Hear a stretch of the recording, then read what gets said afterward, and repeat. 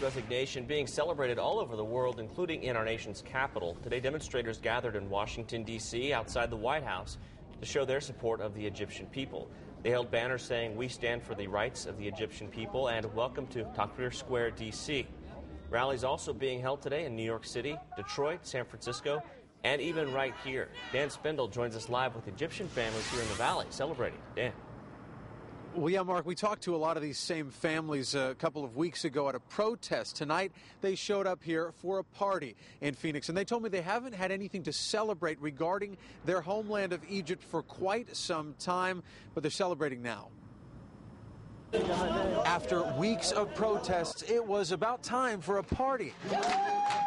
And the Arizona Egyptian Club came together to celebrate a new beginning for their homeland. A game of over. It's success and what we want happen. So there is no any more things happen more. The only thing that we wish that the new constitution will give us the right as an immigrant living outside of Egypt to give the right to vote for the new regime. From native Egyptians to families with children who only know Egypt by the television images, tonight was a time to enjoy the present. It is very refreshing. It's like there was this black cloud that was hovering all the time over the whole country. Everyone was felt very oppressed. A new government will shortly be in the works, but no one expects an overnight transition from crippling poverty and unemployment.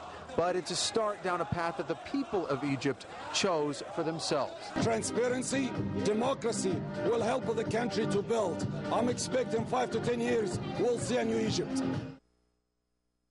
Well, you heard that they're a pretty realistic idea of what it will take to get Egypt back on its feet, especially with a brand new government, a new parliament, new leaders. They're talking about years, not just months. We've watched over the last several weeks these protests. Now the transition goes into a phase where they hope it'll bring renewed economic vigor to the country. They're hoping that the tourism will come back and that people will see Egypt in a new light, a different light, as you heard one word there, refreshing for the people around the world. Reporting live in Phoenix, I'm Dan Spindle, Fox 10 News. Get myfoxphoenix.com on your iPhone free at the App Store and stay connected.